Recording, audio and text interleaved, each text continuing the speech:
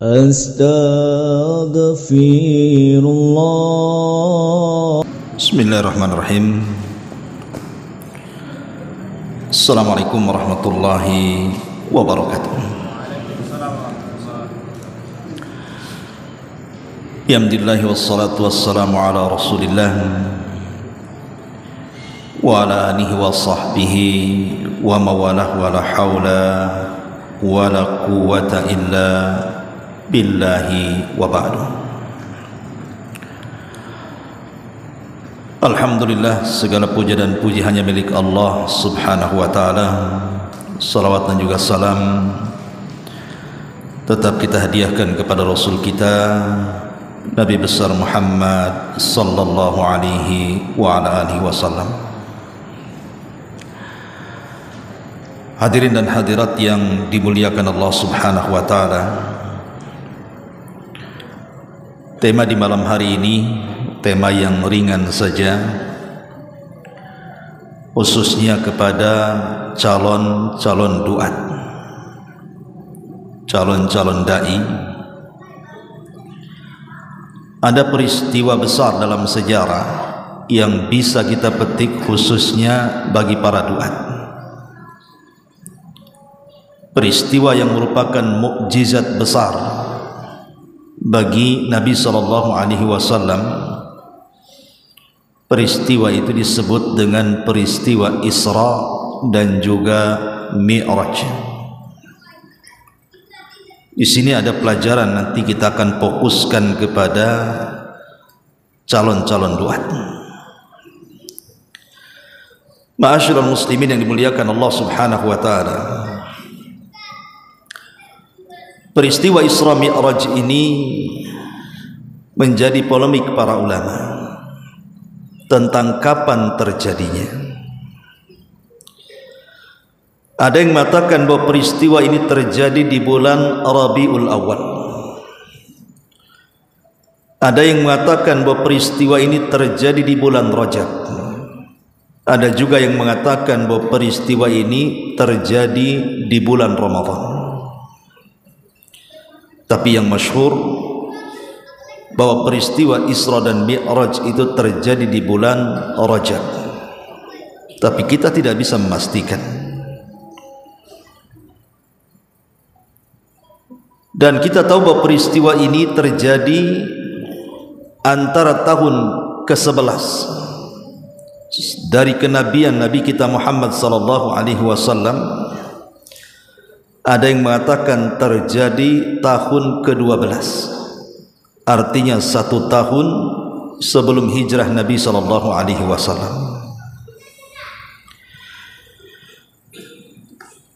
Adapun peristiwa ini digambarkan di 2 surat. Pertama, kalau kisah tentang Isra sendiri itu digambarkan dalam surah Al-Isra sendiri, ayat awal-awal di dalam surah Al-Isra. Adapun peristiwa Mi'raj itu terjadi dan digambarkan dalam Al-Quran dalam surah An-Najm. An-Najm itu artinya bintang. Ya, karena peristiwa Mi'raj ini Nabi SAW melintasi bintang-bintang, makanya diletakkan dalam surah An-Najm. Bagaimana kisahnya? Al-Imam Al-Bukhari meriwayatkan kisah Isra Mi'raj ini dalam sahihnya. Kemudian juga Imam Ahmad dalam musnadnya. Bahkan ulama-ulama ahli tarikh juga mengkisahkan dalam buku-buku sejarahnya tentang peristiwa Isra Mi'raj ini. Tapi ulama berselisih pendapat, apakah Isra ini terjadi dengan ruhnya saja, artinya jasadnya tetap di bumi, ataukah hanya jasadnya saja, ataukah ruh dan jasadnya dinaikkan ke langit. Maka pendapat yang sahih menurut Al-Imam Ibnul Qayyim rahimahullahu ta'ala, bahwa peristiwa Isra Mi'raj itu birruhi wal jasad, dengan ruh dan juga dengan jasad Nabi. Makanya Imam Al-Qurtubi mengatakan, Kalau seandainya Isra Mi'raj itu terjadi ruhnya saja, maka ini apa bedanya dengan mimpi? Tidak dijadikan mukjizat besar, layaknya orang bermimpi. Tapi kalau seandainya Isra Mi'raj itu terjadi dengan ruh dan jasad, barulah ini mukjizat besar, di mana tidak ada satupun para nabi, bahkan para malaikat sekalipun, yang mampu tembus sampai ke Sidratil Muntaha. Artinya ini peristiwa spektakuler, peristiwa yang menakjubkan, yang belum pernah ada sejarahnya sejak Adam sampai manusia yang terakhir diwafatkan, kecuali hanya terjadi kepada Rasul kita Muhammad sallallahu alaihi wasallam. Ma'asyiral muslimin yang dimuliakan Allah Subhanahu wa taala, sebelum terjadi Isra Mi'raj, ada peristiwa yang sangat menyakitkan bagi Nabi sallallahu alaihi wasallam, di mana Nabi sallallahu alaihi wasallam mengalami kesedihan hampir 1 tahun. Bahkan tahun itu disebut Amul Hazni, tahun kesedihan. Kenapa? Karena 2 manusia yang sangat dicintainya meninggal di tahun yang sama.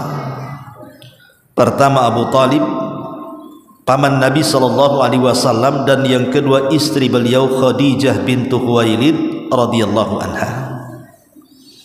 2 manusia yang selama ini menopang dakwahnya meninggal di tahun yang sama. Bahkan Nabi sallallahu alaihi wasallam mengalami penderitaan yang luar biasa dalam dakwahnya setelah kematian 2 manusia ini. Mulailah Rasulullah SAW menawarkan Islam ke kabilah-kabilah dan meminta mereka untuk melindungi Rasul dalam rangka menyebarkan dakwah Islam, tapi tidak ada satupun kabilah yang mau melindunginya. Akhirnya Nabi SAW berencana pergi ke daerah yang jauh dari Mekah. Terpikir Rasul SAW ingin berdakwah ke kota Taif. Berangkatlah Rasul ke Taif. Tapi sampai di Taif, semua kepala-kepala suku di Taif mereka serentak satu nafas untuk mengusir Nabi SAW. Maka mereka pun mulai melakukan kekerasan dengan cara melempari Rasul dengan batu. Maka Rasul pun harus menghindar dan melarikan diri, sehingga Rasul SAW terjebak di kebun kurma. Di kebun kurma milik Rabi'ah. Tapi di kebun kurma inilah terjadi peristiwa besar juga, di mana ada sekelompok jin dari Yaman, dari jin-jin Nasibah, nyasar ke kebun kurma itu. Ketika Nabi SAW sedang melaksanakan salat fajar, kemudian jin-jin ini mendengar suara Al-Quran yang dilantunkan Rasul dalam salatnya. Tiba-tiba mereka sekali mendengar Al-Quran, mereka pun beriman, dan kisahnya direkam dalam suratul jin. Qul uhiya ilayya annahu istama'a nafarun minal jinni faqalu inna sami'na qur'anan ajaba, ila akhiril ayat. Seolah-olah ketika orang-orang Taif tidak mau masuk Islam, mendengarkan ayat-ayat Al-Quran dibacakan Rasul, maka Allah ganti dengan makhluk lain dari kalangan jin yang kemudian beriman kepada Nabi SAW. Dan di situ juga ada seorang laki-laki bernama Adas, orang Nasrani, yang kemudian juga masuk Islam, yang ketika itu posisinya sebagai budak yang bekerja di kebun itu. Ma'asyiral muslimin yang dimuliakan Allah Azza wa Jalla, pengusiran Rasul dari Taif ini membuat Rasul sak dada.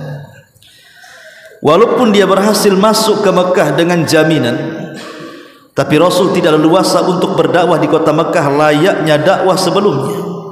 Kembali kepada dakwah sirriyah. Menyempitlah dada Nabi. Disinilah Nabi SAW ingin dihibur oleh Allah Subhanahu wa ta'ala agar dia jangan putus asa, dengan menaikkan Nabi SAW ke alam yang belum pernah dia pijak sebelumnya,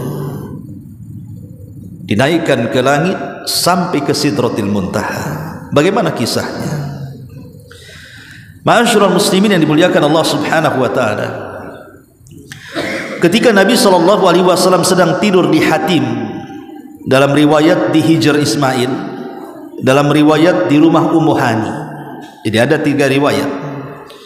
Ada yang mengatakan Rasul tidur di Hatim, ada yang mengatakan Rasul tidur di Hijr Ismail di sebelah Ka'bah, ada yang mengatakan dia tidur di rumah Ummu Hani.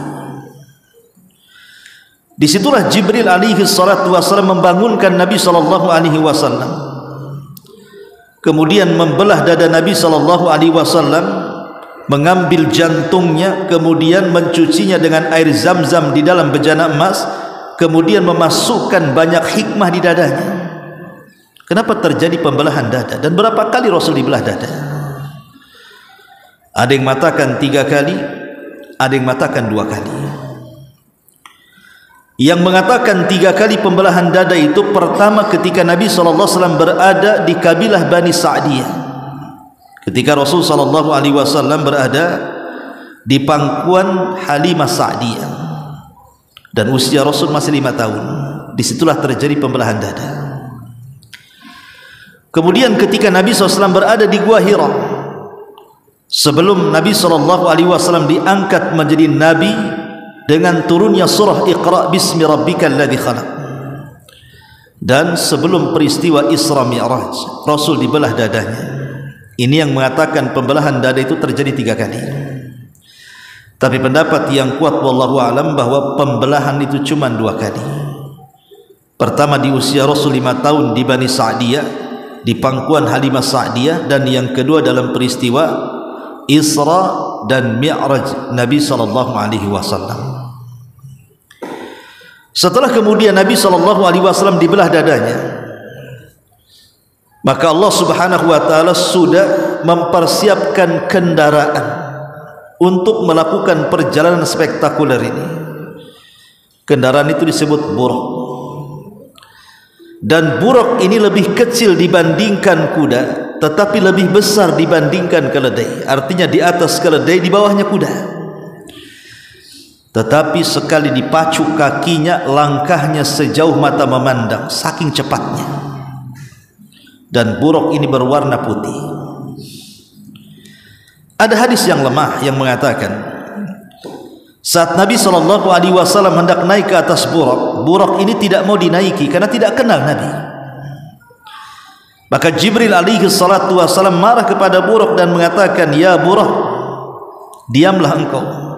Tidak ada manusia yang lebih mulia yang akan menunggangi dirimu melainkan Muhammad." Ketika mendengar itu maka buraq pun terdiam sampai Rasul naik di atas buraq. Baru kemudian melesat bersama Jibril dari kota Mekah Masjidil Haram sampai ke Palestina Masjidil Aqsa. Dari sini kita tahu bahwa Rasul sudah pernah ke Palestina dalam peristiwa Isra Mi'raj ini. Kenapa yang dipilih Masjidil Aqsa? Karena hanya ada 3 masjid yang memiliki keutamaan di dunia ini. Pertama, Masjidil Haram, orang yang sholat di dalamnya sama dengan 100.000 kali sholat dibandingkan di masjid-masjid yang lainnya. Yang kedua, Masjid Nabawi, orang yang sholat di Masjid Nabawi sama dengan 1000 kali sholat di masjid-masjid yang lainnya. Dan yang ketiga, Masjidil Aqsa, pahalanya sama dengan 500 kali sholat dibandingkan di masjid-masjid yang lainnya. Tapi riwayat ini dilemahkan, dan yang sahih 250.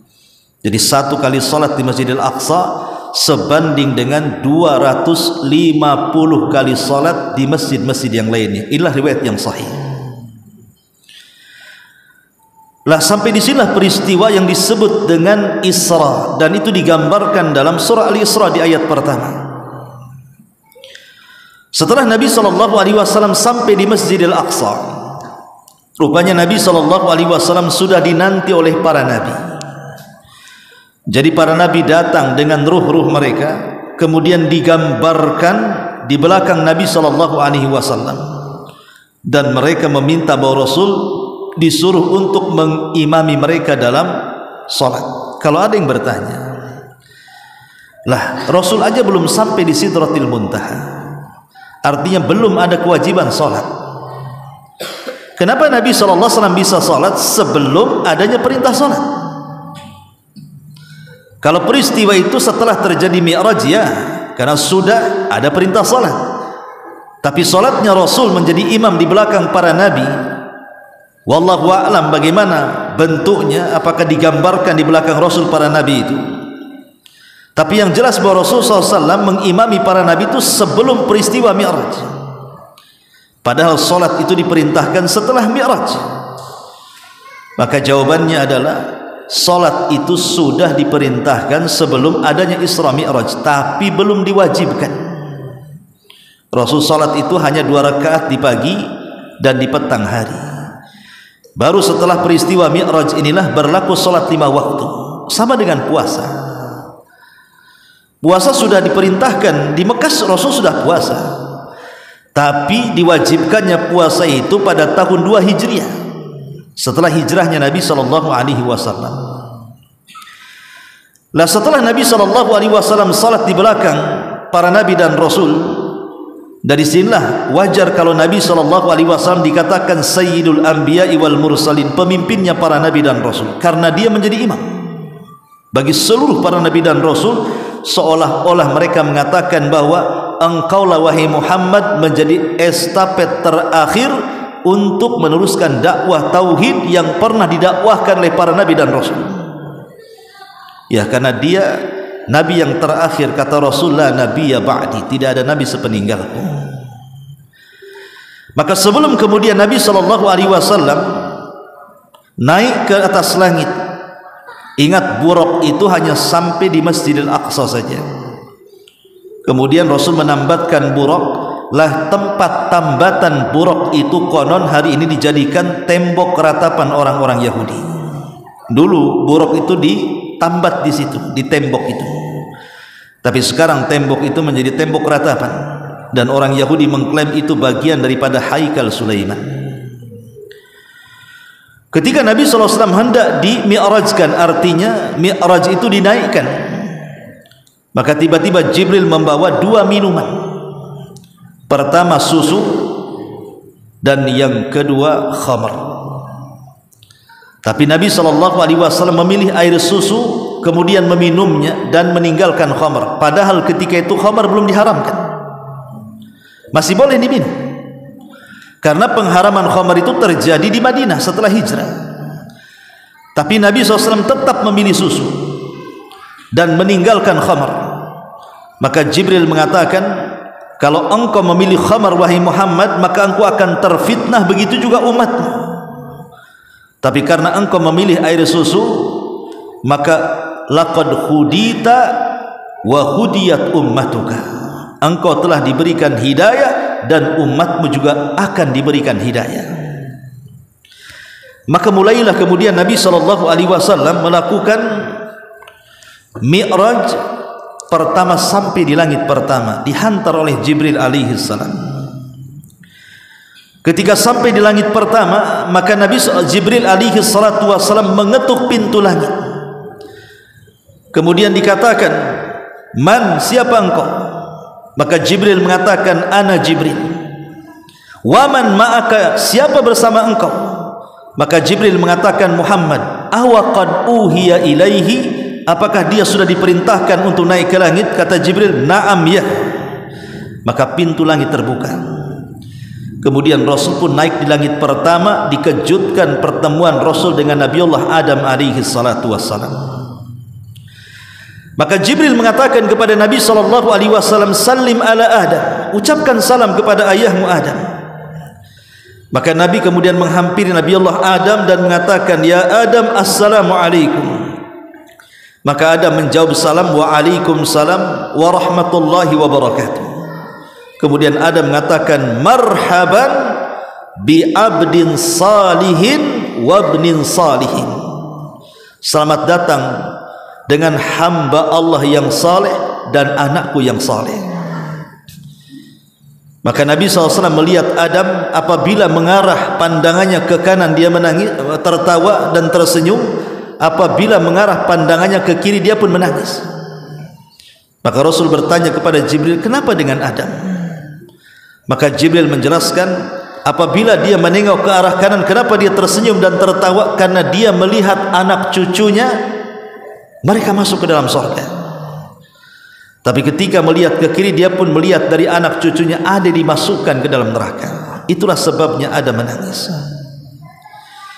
Kemudian setelah itu Nabi SAW dan Jibril naik ke langit kedua. Dan Abdullah ibn Mas'ud radhiyallahu anhu mengatakan jarak langit pertama ke langit kedua itu 500 amin, 500 tahun jaraknya itu. Tapi dengan sekejap mata saja akhirnya Jibril dan Rasul sallallahu alaihi wasallam berhasil mengetuk langit kedua. Kemudian Jibril meminta dibukakan. Maka penjaga pintu langit mengatakan, "Man, siapa kamu?" Maka Jibril mengatakan, "Saya Jibril." Maka penjaga langit mengatakan, "Wa man ma'aka?" Siapa yang bersamamu? Maka Jibril mengatakan, "Muhammad." Kemudian malaikat penjaga pintu langit dua mengatakan, "Awaqad uhiya ilaihi?" Apakah sudah diperintahkan dia boleh naik? Kata Jibril, "Ya." Akhirnya dibukalah pintu itu. Maka Rasul dikejutkan dan berjumpa dengan Nabi Allah Isa ibnu Maryam dan kerabatnya Yahya ibn Zakaria. Maka Jibril mengatakan, "Ucapkan salam, salim alaihima." Ucapkan salam kepada keduanya. Maka Nabi SAW mengucapkan kepada kedua Nabi mulia dan mengatakan, "Assalamu alaikuma." Maka mereka mengatakan, "Waalaikumsalam warahmatullahi wabarakatuh. Marhaban bi abdin salihin wa akhin salihin." Selamat datang saudara dari hamba Allah yang saleh dan saudaraku yang saleh. Akhirnya Nabi SAW melanjutkan perjalanannya sampai ke langit ketiga. Di langit ketiga sama. Penjaga pintu langit ketiga bertanya, "Man, siapa anda?" Maka Jibril mengatakan, "Ana Jibril." Saya Jibril. Kata penjaga langit ketiga, "Wa man ma'aka?" Siapa yang bersamamu? Maka Jibril mengatakan, "Muhammad." Maka penjaga langit mengatakan, "Awaqad uhiya ilai?" Apakah sudah diwahyukan, artinya sudah diperintahkan boleh naik ke langit ketiga? Kata Jibril, "Ya." Maka dibukakanlah pintu itu. Naiklah ke langit ketiga. Maka Rasulullah SAW dikejutkan, berjumpalah dengan Nabi Yusuf alaihi salatu wassalam. Kemudian Jibril mengatakan, "Ucapkan salam kepada Yusuf." Maka Rasul mengatakan, "Assalamu alaikum." Kata Yusuf, "Waalaikumsalam warahmatullahi wabarakatuh. Marhaban bi abdin salihin wa akhin salihin." Selamat datang hamba Allah yang saleh dan saudaraku yang saleh. Kemudian Jibril naik lagi dengan Rasulullah SAW ke langit keempat. Maka penjaga langit keempat bertanya lagi, "Man, siapa engkau?" Maka Jibril mengatakan, "Ana Jibril." "Wa man ma'aka?" Siapa yang bersamamu? Kata Jibril, "Muhammad sallallahu alaihi wasallam." "Awaqad uhiya ilai?" Apakah sudah diwahyukan dia boleh naik ke langit keempat? Kata Jibril, "Ya." Maka dibukakanlah pintu langit keempat. Maka Rasul dikejutkan berjumpa dengan Idris alaihi salam. Maka Jibril mengatakan, "Ya Muhammad, ucapkan salam kepada Idris." Maka Rasul mengatakan, "Assalamu alaikum." Maka Idris mengatakan, "Waalaikumsalam warahmatullahi wabarakatuh. Marhaban bi abdin salihin wa akhin salihin." Selamat datang wahai hamba Allah yang saleh dan saudaraku yang saleh. Kemudian Jibril naik lagi ke langit kelima. Begitu juga langit kelima, penjaga pintu langit bertanya lagi, "Man, siapa kamu?" Maka Jibril mengatakan, "Ana Jibril." Padahal Jibril itu pemimpin para malaikat, tetapi tetap dia meminta izin menghormati penjaga langit. Kemudian penjaga langit yang keempat, yang kelima mengatakan, "Man ma'aka?" Siapa yang bersamamu? Maka Jibril mengatakan, "Muhammad." "Awaqad uhiya ilai?" Apakah sudah diwahyukan dia boleh naik? "Ya," kata Jibril.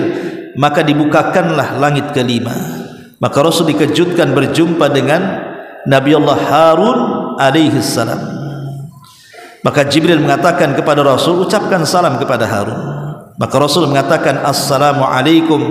Maka Nabi Allah Harun mengatakan, waalaikumsalam warahmatullahi wabarakatuh, marhaban bi abdin salihin wa akhin salihin.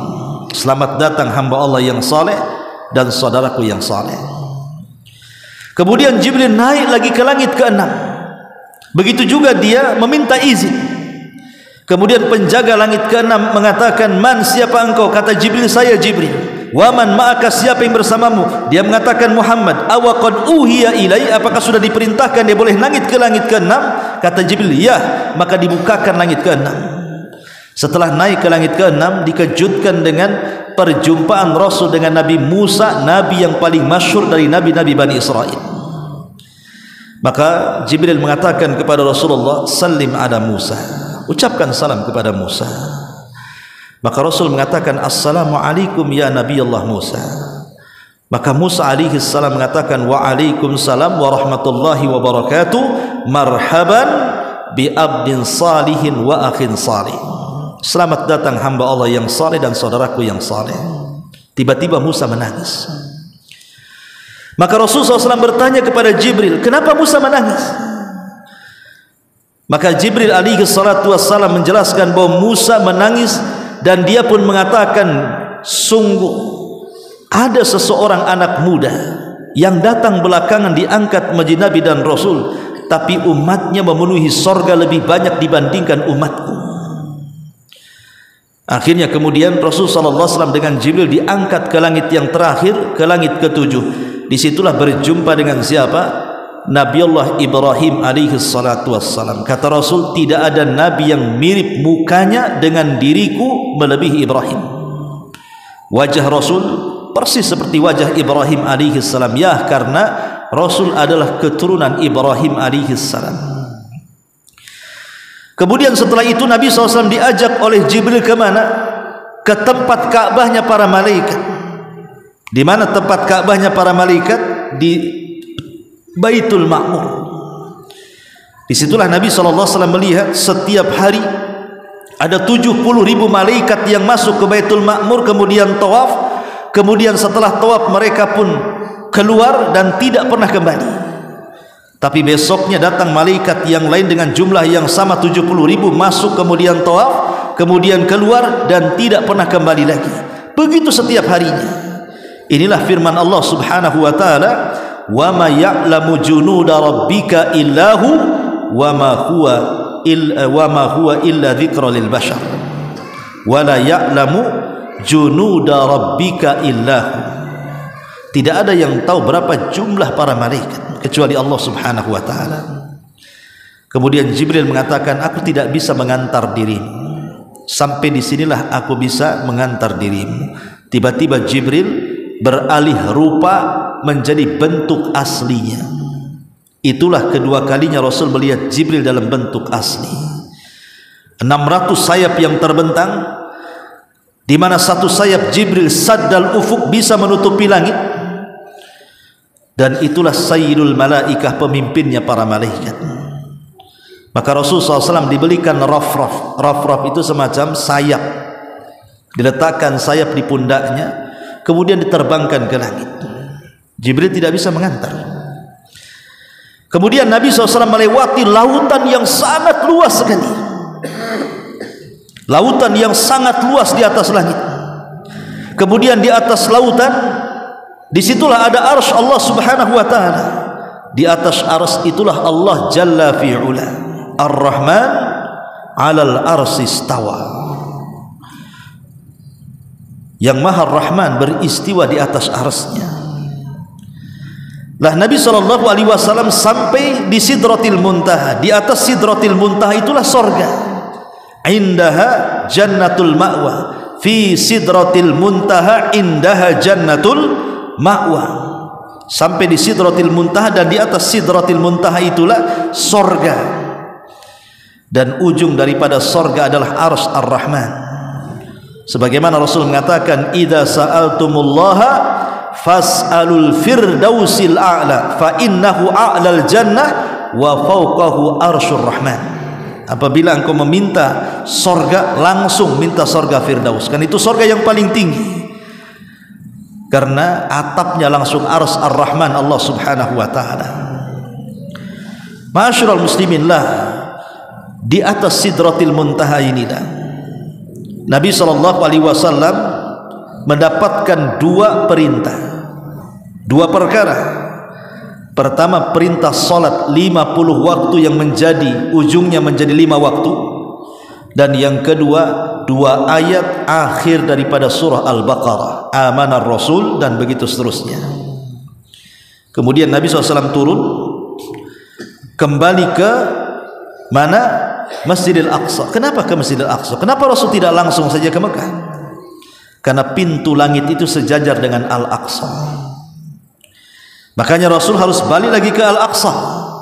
Baru setelah kemudian ke Masjidil Aqsa, Rasul SAW naik buruk lagi. Kemudian sampailah Rasul kembali ke Mekah dan kembali ke Masjidil Haram. Itulah rangkuman daripada peristiwa Isra dan Mi'raj. Lalu apa pelajarannya? Ma'asyiral muslimin yang dimuliakan Allah Subhanahu wa taala. Ketika Nabi SAW naik ke langit pertama berjumpa dengan Adam, naik ke langit kedua berjumpa dengan Isa dan Yahya, naik ke langit ketiga berjumpa dengan Yusuf, naik ke langit keempat berjumpa dengan Idris, naik ke langit kelima berjumpa dengan Harun, naik ke langit ke berapa? Ke-6 berjumpa dengan Harun, ke-6 berjumpa dengan Musa, dan ke-7 berjumpa dengan Ibrahim. Pertanyaan pun muncul, kenapa hanya nabi-nabi ini saja? Bukankah nabi itu ada 25 nabi dan rasul yang kita kenal dalam Quran? Walaupun jumlah para nabi itu ribuan, tapi yang kita kenal adalah 25 nabi dan rasul. 18 namanya tercantum dalam surah Al-An'am, dan lebihnya tercantum di beberapa surat dalam Al-Quran, sehingga genap menjadi 25 nabi dan rasul. Tapi kenapa dalam peristiwa Isra Mi'raj hanya nabi-nabi ini saja? Hanya 8 nabi: Adam, Isa, Yahya, Idris,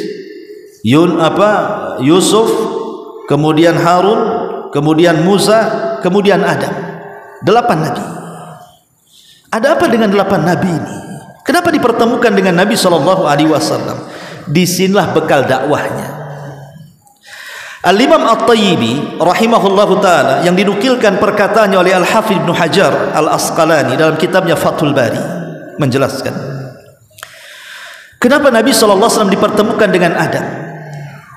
Seolah-olah, kata Imam At-Tayyibi, sebagaimana Adam alaihi salatu wassalam dihijrahkan dari sorga ke bumi, maka Rasul pun akan dihijrahkan dari Mekah ke kota Madinah. Jadi Isra ini adalah persiapan hijrah. Adam dihijrahkan dari mana? Dari sorga ke bumi. Maka Rasul pun akan dihijrahkan dari Mekah ke kota Madinah.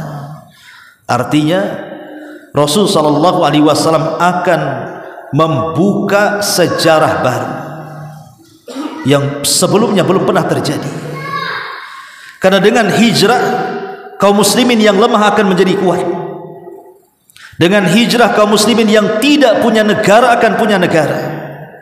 Kaum muslimin yang susah menyebarkan dakwah, justru dari kota Madinah ini akan tersebar dakwah ke seantero dunia. Sehingga hijrah itu perlu dalam dakwah. Karena hijrah itu sunnatul anbiya, sunnahnya para nabi. Ibrahim hijrah dari Irak ke Palestina, dari Palestina ke Mesir, dari Mesir balik lagi ke Palestina, dari Palestina kemudian ke Mekah mengantarkan Hajar dan Ismail, kemudian balik lagi ke Palestina. Lut alaihi salatu wassalam hijrah dari Palestina ke Sodom, negeri yang sangat kacau. Akhirnya karena perbuatan mereka homoseksual dan lesbi, atau disingkat dengan LGBT, diazablah negeri itu. Kemudian Lut kembali ke Palestina. Musa juga hijrah dari Mesir ke Madian ketika membunuh salah seorang dari keturunan kaum Kibti. Dan semua para nabi pernah hijrah. Yunus hijrah walaupun kemudian harus ditelan ikan. Maka Nabi SAW pun harus hijrah dari Mekah ke kota Madinah, sebagaimana hijrahnya Adam dari sorga ke dunia. Ini yang pertama. Yang kedua, perjumpaan Nabi SAW dengan siapa? dengan Isa dan dengan Nabi Yahya. Kenapa diperjumpakan dengan dua nabi ini dalam satu lapisan langit kedua? Karena kita tahu bahwa yang paling berat ujian dakwah melawan orang-orang Yahudi adalah Yahya dan Isa. Adapun Yahya dipenggal lehernya dan dijadikan mahar wanita pelacur. Adapun Isa dikepung tempat markasnya. Kalau bukan karena Allah menaikkan Isa ke langit kedua, maka Isa pun akan jadi korban pembunuhan orang-orang Yahudi.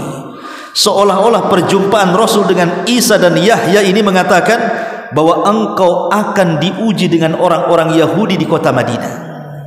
Dan betul, setelah hijrahnya Rasul dari Mekah ke Madinah, musuhnya bukan kafir Quraisy lagi, tapi musuhnya lebih ganas lagi. Siapa? Orang-orang Yahudi yang menghalalkan segala cara untuk membunuh Nabi SAW. Sebagaimana Yahudi membunuh Yahya, memenggal kepalanya dan mengepung Isa sampai Isa harus diangkat ke langit, dan sampai hari ini belum mati dan akan turun di akhir zaman untuk membunuh Dajjal, mematahkan salib, membunuh babi dan menegakkan keadilan. Maka Rasul pun akan diganggu orang-orang Yahudi. Dan orang Yahudi adalah orang yang paling memusuhi Islam dibandingkan musyrik Mekah. Latajidanna asyaddan nasi adawatan lilladina latajidanna asyaddan nasi adawatan, gimana ayatnya, lilladina hudan walladina asyraku. Engkau akan dapati manusia yang paling keras permusuhannya kepada orang-orang yang beriman. Pertama orang Yahudi, baru nomor dua orang-orang musyrik. Lihat, Rasul akan berhadapan dengan orang Yahudi. Padahal orang-orang Yahudi sebelumnya menanti-nanti Nabi, tapi setelah nabinya muncul bukan dari Bani Israel, dari Bani Ismail, mereka menolak, kemudian hasad, kemudian berjanji untuk membunuh Nabi SAW. Sampai Allah katakan, walan tarda ankal yahud walan nasara hatta tattabi'a millatahum. Lan masuk pada fi'lul mudhari, bimakna ta'bid, artinya selamanya. Orang Yahudi dan Nasrani itu akan memusuhi kaum muslimin sampai kita ikut mereka. Tapi ini mustahil. Kemudian setelah itu Nabi SAW diperjumpakan dengan siapa? Di langit ketiga, Nabi Yusuf. Kenapa dengan Nabi Yusuf? Ada apa dengan Nabi Yusuf? Kita tahu bahwa Nabi Yusuf itu disakiti oleh siapa? Oleh 10 saudaranya. Nabi Yusuf itu kan 12 bersaudara. Dia dan Benyamin itu satu kandung. Tetapi yang 10 saudaranya itu dari lain ibu, satu bapak, Yakub. Tapi yang 10 ini sangat hasad dengan Yusuf. Sampai saking hasadnya karena merasa bahwa Yakub tidak adil dalam kasih sayangnya, akhirnya 10 saudaranya ini menculik Nabi Yusuf dengan alasan bermain dan minta izin kepada ayahnya. Rupanya setelah itu anak kecil ini dimasukkan ke dalam sumur. Kalau bukan karena pertolongan Allah, Yusuf mati dalam sumur itu. Tapi Allah tidak berkehendak mati, ditolong oleh para pedagang yang hendak mencari air. Ketika dimencemplungkan timbanya, rupanya bukan dapat air, dapat pula anak kecil. Lah sebagaimana Yusuf alaihi salatu wassalam, yang mengganggu adalah orang-orang sekitarnya, saudara-saudara dan kerabat-kerabatnya. Maka engkau juga wahai Muhammad sama. Terkadang tantangan dakwah itu justru sumbernya dari dalam, bukan dari luar. Justru tantangan dakwah hari ini bukan dari luar, kan, dari dalam. Kita orang-orang sunnah ini kadang-kadang yang mengganggu dakwah itu orang-orang sunnah sendiri, bukan orang-orang yang menyelisih sunnah. Yang mengacau dakwah sunnah ya orang sunnah sendiri, saling mentahdir sana sini, seolah-olah mereka paling benar sendiri dan si fulan hizbi dan begitu seterusnya. Nah, sebagaimana Nabi SAW juga akan dikhianati orang-orang dalam. Makanya siapa yang pertama musuhi Nabi sebelum Abu Jahal? Abu Lahab. Siapa Abu Lahab? Pamannya Rasul. Ketika Rasul berdakwah di pasar-pasar dan mengatakan qulu la ilaha illallah tuflihu, katakan la ilaha illallah, kalian akan sukses. Dalam riwayat tamliku bainal arabi wal ajam, kalian akan menguasai bangsa Arab dan Ajam. Abu Lahab datang membawa kerikil kecil, dia lempari punggung Rasul dan mengatakan la tusaddiquhu fa innahu kadzib. Jangan kau benarkan, itu pendusta katanya. Sehingga orang-orang yang menyaksikan akan meragukan dakwah Rasul. Kalau pamannya sendiri mengatakan pendusta sementara dia orang terdekatnya, macam mana pula orang jauh? Maka terkadang dakwah itu justru yang paling berat dari dalam. Boleh jadi dari keluarga, boleh jadi dari pasangan, dari istri, dari suami, dari orang tua, dari anak, dari tetangga. Pokoknya Rasul akan mengalami itu, pengkhianatan dakwah dari dalam. Kemudian setelah itu Nabi SAW berjumpa dengan Idris alaihissalam. Kenapa diperjumpakan dengan Idris? Kita tahu bahwa Idris itu salah satu kemuliaannya adalah beliau Nabi yang diangkat ke langit dan diletakkan di langit keempat. Allah mengatakan wa rafa'nahu makanan aliyah, dan kami tempatkan Idris di tempat yang paling tinggi. Idris memiliki kedudukan yang tinggi di hadapan Allah, tapi Nabi SAW akan ditinggikan melebihi Idris. Kalau Idris sampai di langit keempat saja, tapi kalau Nabi sampai ke Sidratil Muntaha, tinggi mana? Sidratil Muntaha atau langit keempat? Langit keempat. Sidratul Muntaha lebih tinggi dibandingkan langit keempat, dan Rasul akan diangkat lebih tinggi dibandingkan Idris alaihissalam. Kemudian setelah itu Rasul berjumpa dengan Harun. Kenapa diperjumpakan dengan Harun? Harun ini orangnya lembut, beda dengan Musa orangnya keras, sehingga Bani Israel lebih mencintai Harun dibandingkan Musa. Walaupun kenabian Harun itu atas permintaan Musa, Musa yang meminta kepada Allah agar Harun diangkat jadi nabi untuk menemani dia mendakwai Fir'aun. Tapi Bani Israel lebih mencintai Harun. Kenapa? Karena kelembutannya. Apalagi Harun itu, dia memang dari kecil sampai diangkat jadi nabi, hidup di tengah-tengah Bani Israel. Tapi Musa tidak. Sejak bayi hidup di rumah Fir'aun. Setelah tragedi pembunuhan, dia pun hijrah ke Madian. Kemudian nikah pula dengan orang Arab di Madian, bukan sesama Bani Israel. Kemudian pulang hanya sebentar dengan Bani Israel, kemudian menjadi nabi dan rasul mengajak Bani Israel, sehingga kedekatan Harun dengan Bani Israel lebih dekat dibandingkan Musa. Apalagi sifat Harun terkenal kelembutannya, seolah-olah pertemuan Rasul dengan Harun mengajarkan kepada Rasul dan kepada setiap yang ingin jadi seorang dai, lembutlah dalam berdakwah. Allah mengatakan la in kunta ghalidan qalbi lan faddu min haulik. Kalau engkau keras dalam dakwahmu, orang sekitar akan menyingkir. Maka narifku fi syai'in illa zana, tidaklah kelembutan menempel pada sesuatu pasti menghiasinya. Maka lembutlah dalam berdakwah seperti lembutnya Harun ketika berdakwah di tengah-tengah Bani Israel. Kemudian setelah itu berjumpa dengan Musa. Kenapa diperjumpakan dengan Musa? Nabi seolah-olah diajarkan oleh Allah Subhanahu wa ta'ala, sabarlah engkau seperti sabarnya Musa. Musa itu nabi yang paling sabar. Macam-macam Bani Israel menyakiti Musa alaihi salatu wassalam, tapi Musa tetap sabar. Makanya Rasulullah SAW mengatakan rahimallahu akha Musa laqad udhiya katsiran fasabara. Semoga Allah merahmati saudara Musa, dia sudah banyak ujian dari Bani Israel, tapi dia nabi yang sabar. Bayangkan, ujian Nabi Musa di tengah-tengah Bani Israel itu bukan hanya diperolok-olok dakwahnya, tapi kepada privasi dia, kehormatan dia. Gara-gara Musa tidak mandi bersama. Zaman dulu kan kalau mandi di sungai kan rame-rame itu, tapi Musa tidak mau mandi rame-rame, sehingga Bani Israel menganggap jangan-jangan Musa punya penyakit di badannya, malu dia mandi bersama-sama kita Bani Israel katanya. Sampai masalah privasi loh ya, masalah dalaman Nabi Musa dibicarakan.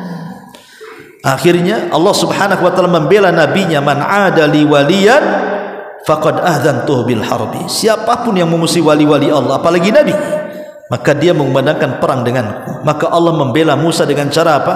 Satu hari Musa mandi, kemudian pakaiannya diletakkan di batu. Ketika Musa sudah selesai mandi, hendak mengambil batu, batunya lari. Dikejar batunya itu. Bayangkan, batunya lari. Allah buat batunya lari. Rupanya larinya batu itu melewati orang-orang Bani Israel yang sedang mandi. Musa sedang telanjang mengejar-ngejar pakaiannya. Disitulah Bani Israel melihat Musa ini memiliki badan yang steril, kemudian kulit yang bersih, bahkan seindah-indahnya kulit yang tidak dimiliki oleh Bani Israel. Baru diam Bani Israel ini.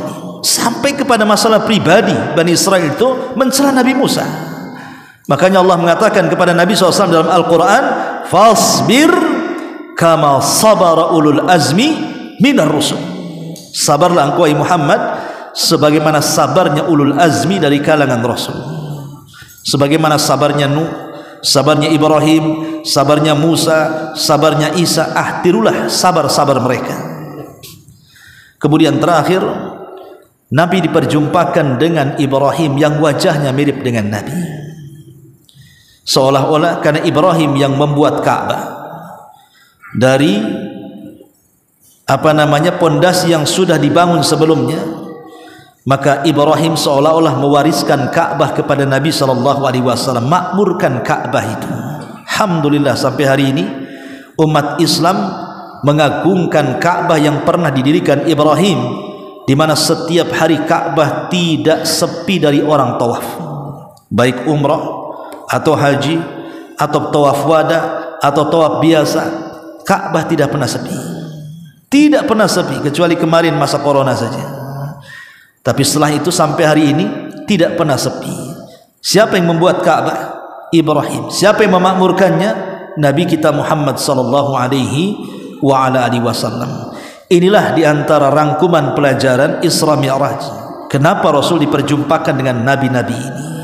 Mudah-mudahan bisa dipetik pelajarannya, dan kita akhiri kajian kita. Subhanakallahumma bihamdika asyhadu an la ilaha illa anta astaghfiruka wa atubu ilaik. Allahu ta'ala alam. Assalamualaikum warahmatullahi wabarakatuh.